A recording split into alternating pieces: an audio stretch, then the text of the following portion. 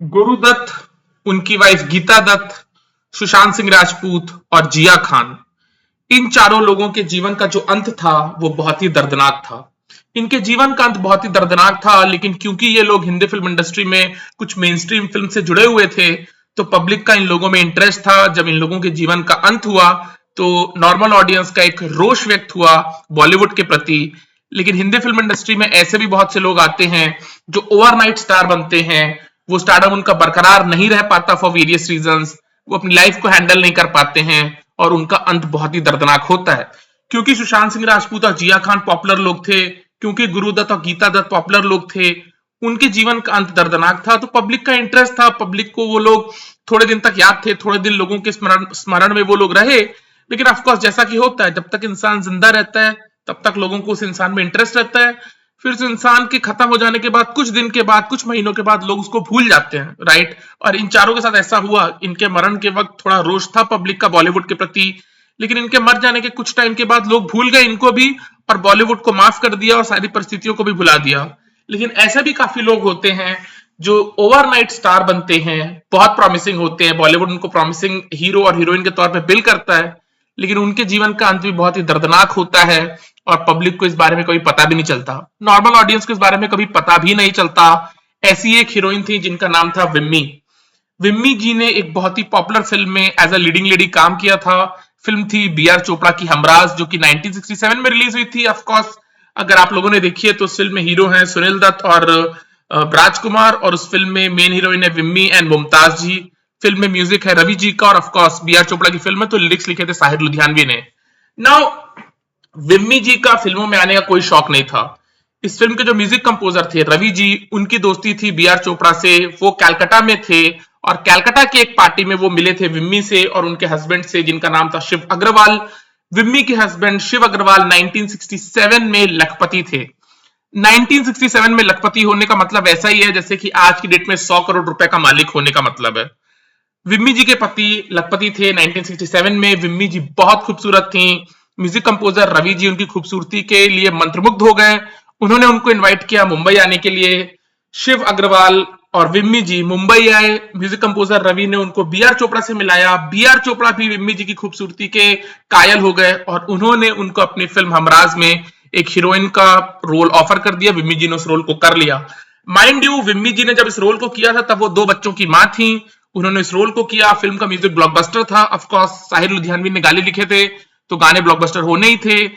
गाने ब्लॉकबस्टर हुए। विम्मी रातों रात स्टार बन गई। वो रातों रात स्टार बन गई और विम्मी ये चाहती थी कि वो मुंबई में ही रह जाएं और हिंदी फिल्म हीरोइन के तौर पे काम करें, और इसको लेकर के उनके और उनके हस्बैंड के बीच में अनबन हो गई। उनके हस्बैंड शिव अग्रवाल को यह लगा था कि वन टाइम इंस्टेंस होगा, विम्मी जी मुंबई जाएंगी, कहीं कुछ बात बन जाएगी तो 1-2 फिल्म करके वापस चले जाएंगे कैलकाटा, लेकिन ऐसा हुआ नहीं। क्योंकि यार सीधी सी बात है यार, फिल्म इंडस्ट्री की जो चकाचौंध है, एक बार उस चकाचौंध को देख लेना, एक बार हीरो बन जाना, और अगर कोई फिल्म सक्सेसफुल हो गई तो सबको यही लगता है यार, हीरो को यही लगता है कि उसकी वजह से सक्सेसफुल हुई और हीरोइन को यही लगता है कि उसकी वजह से सक्सेसफुल हुई। तो अगर विम्मी जी हीरोइन थी हमराज फिल्म की और वो फिल्म सक्सेसफुल रही, तो ये तो ऑब्वियस था कि विम्मी जी को लगा कि उनकी वजह से फिल्म सक्सेसफुल हुई है। उन्होंने अपने हस्बैंड को बोला कि यहीं रह जाते हैं, मैं फिल्मों में ट्राई करना चाहती हूँ, और उनके हस्बैंड को ये चीज अच्छी नहीं लगी। Over a period of time relation strained हो गए और विम्मी जी और उनके हस्बैंड के बीच में सेपरेशन हो गया। बाद में उनका जाकर के तलाक हो गया। Now the fact of the matter here also is कि विम्मी जी के जो मायका था, उनके मायके वाले उनसे नाराज थे क्योंकि उन्होंने शिव अग्रवाल से शादी की थी, अपने मायके वालों की रजामंदी के बाहर जाकर के उन्होंने शादी की थी। और उनके ससुराल वाले उनसे नाराज हो गए थे क्योंकि उन्होंने फिल्मों में काम करने का ट्राई किया था। एंड उनके हस्बैंड उनसे नाराज हो गए थे क्योंकि वो रुक जाना चाहती थी मुंबई में ही और एक अटेम्प्ट करना चाहती थी लीडिंग लेडी बनने के रूप में। और इन तीनों फैक्टर्स की वजह से मायके वाले उनसे नाराज थे, ससुराल वाले उनसे नाराज थे, और हस्बैंड भी उनसे नाराज हो गए थे for various reasons. Vimmi ji life में अकेली पड़ गई। हिंदी फिल्म इंडस्ट्री में कोई किसी को ना हीरो बनाने में इंटरेस्टेड है, ना कोई किसी को हीरोइन बनाने में इंटरेस्टेड है। मल्टीपल रीजंस की वजह से कोई हीरो बनता है, कोई हीरोइन बनती है। 60s का दौर, 70s का दौर, 80s का दौर हमेशा ही डिफिकल्ट था हीरोइन बनने के लिए, हीरो बनने के लिए। तो ये चीज नहीं होने वाली थी कि एक रैंक आउटसाइडर जो कि 2 बच्चों की मां है, उसको कोई हीरोइन बनाएगा। उसको कोई हीरोइन बनाएगा, हीरोइन के तौर पे प्रोजेक्ट करेगा, लगातार फिल्में देगा, गाने देंगे, प्रेजेंटेशन देंगे, सेटअप करने की कोशिश करेंगे, वो पॉसिबल था ही नहीं। विम्मी जी के लिए अंततः वो नहीं हुआ। उन्होंने एक और फिल्म की थी जिसका नाम था पतंगा। आई थिंक शशि कपूर के साथ एक फिल्म थी उनकी पतंगा, उसका भी म्यूजिक सुपर हिट रहा, फिल्म हिट रही। लेकिन उसके बाद विम्मी जी को काम मिलना बंद हो गया। विम्मी जी को काम मिलना बंद हो गया और ये चीज एक्सेप्ट कर पाना बहुत डिफिकल्ट था कि उनको काम मिलना बंद हो रहा है। और ऐसी इंडस्ट्रीज में मोर ऑफ्टन देन नॉट यार बहुत से ऐसे लोग होते हैं जो वुमेन को एक्सप्लॉइट करना चाहते हैं। विम्मी जी की दोस्ती हुई एक सो कॉल्ड प्रोड्यूसर थे से जिनका नाम था जॉली। उनको प्यार हो गया जॉली से। जॉली ने विम्मी जी को, जो कि हमराज फिल्म की हीरोइन थी, माइंड यू, हमराज फिल्म में दो बड़े गाने थे। एक गाना बहुत पॉपुलर है, आप लोग को याद होगा, न मुंह छुपा के जियो न सर झुका के जियो। विम्मी जी बैठी हुई है, उनके ऊपर फिल्माया गया है वो गाना। विम्मी जी को प्यार हो गया था एक सो कॉल्ड फिल्म प्रोड्यूसर से जिसका नाम है जॉली। उसने विम्मी जी का गलत फायदा उठाया, उनको देह व्यापार में ढकेल दिया, एक्सप्लॉइट किया विम्मी जी को। और विम्मी जी को ये समझ में आ गया कि उनकी जिंदगी तबाह हो चुकी। उन्होंने शराब में अपना सहारा ढूंढा। एक पॉइंट इन टाइम पे उनके लीवर ने उनका साथ देना बंद कर दिया। हॉस्पिटल में वो एडमिट हो गई, उनकी जान चली गई। और उनका जो अर्थी निकली थी, राइट, वो अर्थी भी नहीं थी, उनको अर्थी भी नसीब नहीं हुई।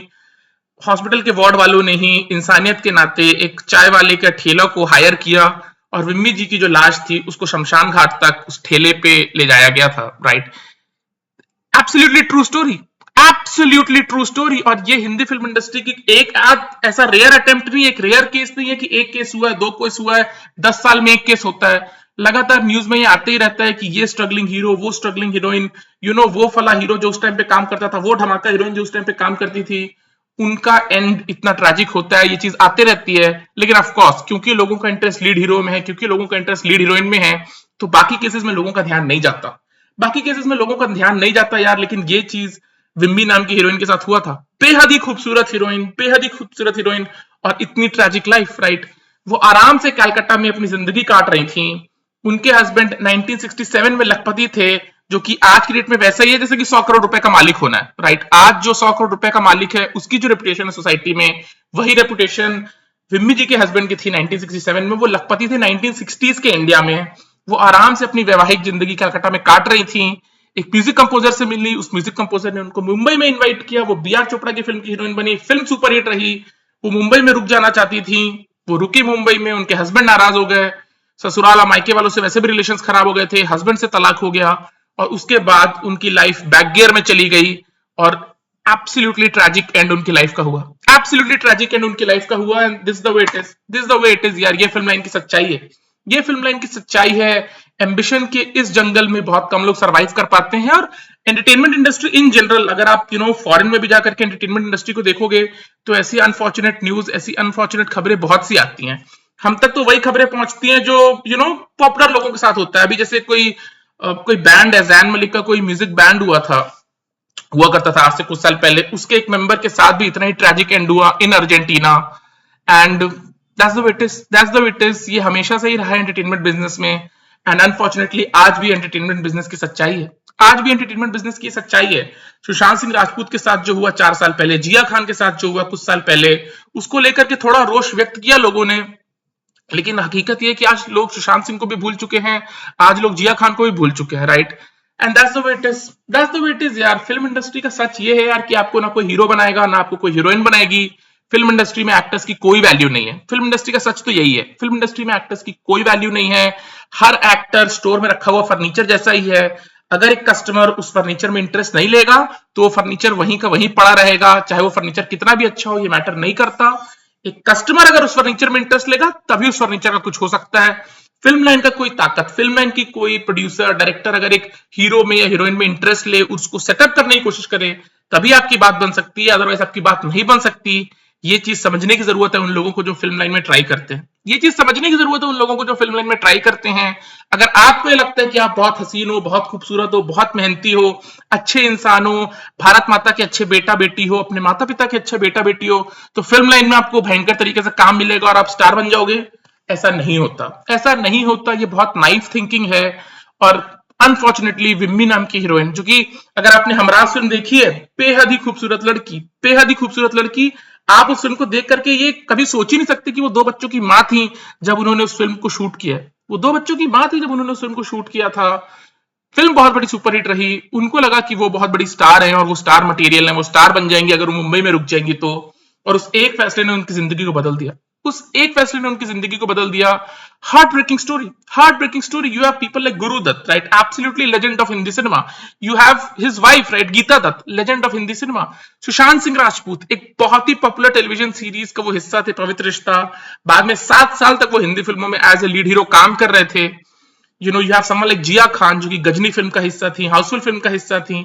इन सब लोगों का अंत बहुत ही दर्दनाक था। और विम्मी जी का जो अंत था, ना ससुराल वालों के साइड उनके कोई रिश्ते थे, ना मायके वालों के साइड उनके कोई रिश्ते थे, और जो उनको अर्थी तक नसीब नहीं हुई, उनकी लाश को अर्थी तक नसीब नहीं हुआ। एक ठेले में उनकी लाश को कब्रिस्तान तक भेजा उस हॉस्पिटल के वार्ड बॉय और वार्ड गर्ल्स ने, जो वहां पे थे इंसानियत के नाते। And that's the way it is, यार। ये स्टोरीज कभी पता चलती हैं, कहीं आप पढ़ लेते हो, कहीं आप सुन लेते हो, तो यार दुखी होता है इंसान को। ऐसा किसी के साथ हुआ, फेलो ह्यूमन बीइंग के साथ ऐसा हुआ, ये चीज आपको दुखी प्रोवाइड करती है। बट 55 साल पुरानी बात है, तो आज इससे किसको लेना देना है यार। 55 साल पहले जो क्राइम हुए थे, 55 साल पहले जो लोगों के साथ गलत हुआ था, आज के लोगों को तो उनसे कोई लेना देना नहीं है, सीधी सी बात है। और 55 साल के बाद जो लोग होंगे, उनको भी आज जिनके साथ गलत हो रहा है उनसे कोई लेना देना नहीं होगा। सो ये हकीकत है यार लाइफ की, ये हकीकत है लाइफ की, और ये हकीकत है फिल्म लाइन की। बॉलीवुड में जिंदा रहना बहुत मुश्किल काम है, बॉलीवुड में अपने नाम को जिंदा रखना बहुत मुश्किल काम है। एंड अनफॉर्चुनेटली कई बार ये इतना मुश्किल हो जाता है कि लोग अपने आप को संभाल नहीं पाते हैं, और उनकी एंड बहुत ट्रेजिक होती है। That's the way it is. भगवान विम्मी जी की आत्मा को शांति दे। चलो बाय।